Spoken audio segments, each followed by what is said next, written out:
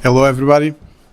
First and foremost, I'd like to express my gratitude to the organization for allowing me to be here once again for this commendable initiative, and to the audience, of course, for your time without playing games. Moving on, to provide some context for my presentation, it's worth noting that it broadly corresponds to the theoretical segment of a project recently submitted to FCT. This project is divided into 3 parts, with the remaining parts delving into more historical and practical aspects. The connection between these parts and modern board games, particularly how they've evolved over the last 30 years, is of direct relevance. In the project, myself and other colleagues, some of whom here present too, will be faced with a significant challenge if the project receives funding, to consider the formality and process in which the former fits concerning making games for contemporary societies, and so on.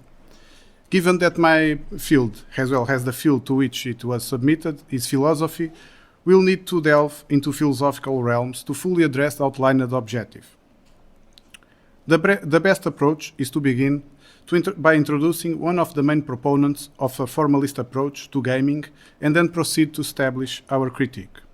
Bernard Sweet, an American philosopher and longtime professor at the University of Waterloo, authored The Grasshopper Games, Life and Utopia in 1978. This work solidified his status as a grandmaster in the philosophy of games, remaining an author of interest to both philosophical and broader audiences. Recently, a posthumously published sequel, Return of the Grasshopper, continues to prove his ability to captivate attention. In his original Grasshopper, Sweets had a clear goal: to define game, or more precisely, game playing.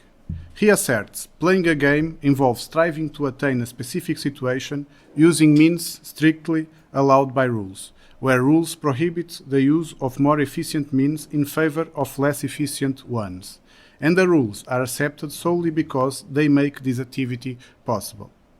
Persistently dissatisfied, Sweets proceeds to introduce what he refers to as a more portable version. Playing a game is the voluntary attempt to overcome unnecessary obstacles. This ends up by stressing the voluntary aspect of the player's engagement with the game. And the illusory attitude cannot be an involuntary act. The potential player must willingly accept the rules and avoid seeking more efficient means before even entering the game. In summary, what Sweets defines as the enabler of game playing, or what constitutes it, is characterized by the formalistic nature of the constitutive rules and its acceptance. In the insight, Sweets' proposition implies an internal structure for games. It itself is unified, with internal connections between its parts. This leads to an abstraction from elements outside the illusory internal framework. When the rules of the game define the game itself, it excludes components and the broader cultural context. Sweet's ludic theoretical concept seems to have leaned towards the trap of formalism, defined as the perspective that the essential nature of a game is its rule set and that proper play involves obeying the rules. This essentially means that the rules, or its formal structure, comprise its very definition. As a result, elements such as goals, means, and rules are abstracted from potential external factors, distilled into a formalization for game playing expressed through its constitutive rules. To ensure the continued progression of our critique, it is crucial to redirect it towards external factors. It is in this direction that formalism should begin to crumble. Some critiques frequently fall into the categories of conventionalism, which suggests that the perception of sports or how games are viewed should not be confined to their rules, but should be seen as a convention, an ethos of the game.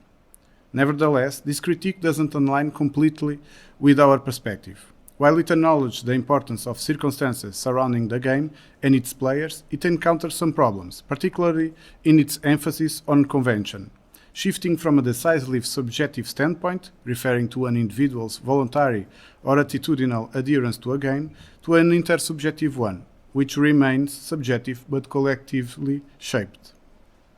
In essence, despite the enlightened issues, what it ultimately reveals is how it becomes evident that formalism does not account enough for and sometimes outright ignores the fact that game playing depends not only on the formal rules that offer normative framing, but also on a broader extra-game context.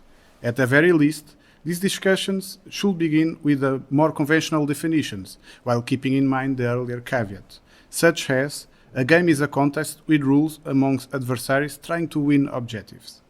At this point, we came across Malabi, who, in his article Beyond Play, seems to overcome the issue posed by conventionalism, especially when he asserts that games are governed not only by their rule system, yes, it is true also, but also implicit and shared cultural expectations, yes, that is also in part convention, as well, he finishes, has the material conditions under which they are undertaken.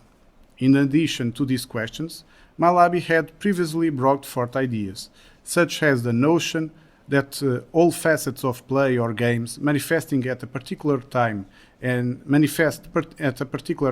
place are cultural accomplishments. He argued for treating and examining them as such rather than as inherent or internal characteristics. Moreover, he posited that empirical evidence demonstrates that play and game are not naturally separated from other aspects of human experience. And in direct contradiction to one of Sweet's axioms, he argued against a false separation of human activity into play and work, asserting that the distinction is relative among various modes of experience.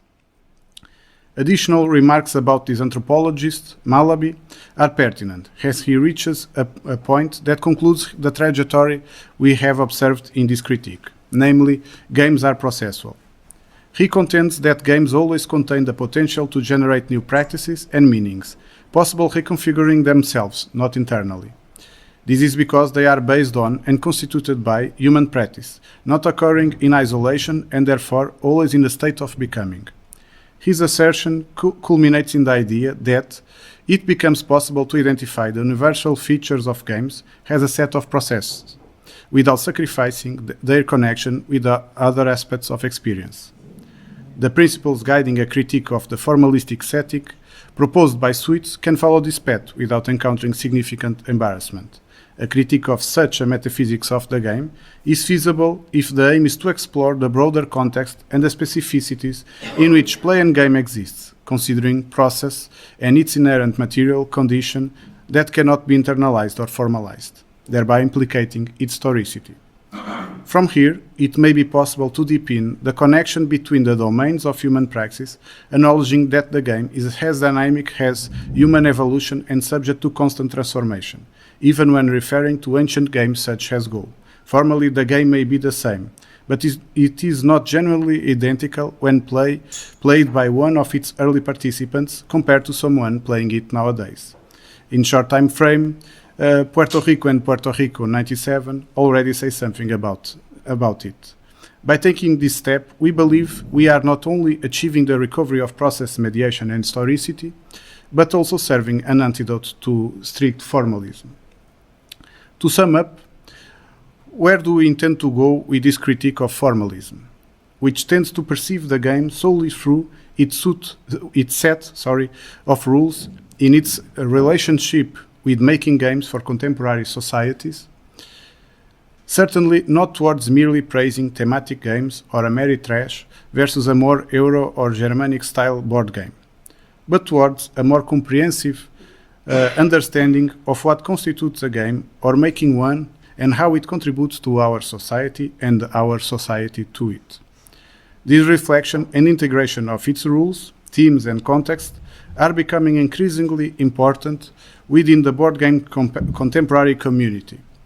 Yet, there is still much ground to cover to achieve a deeper understanding of the process and the board game process. Thank you for your attention.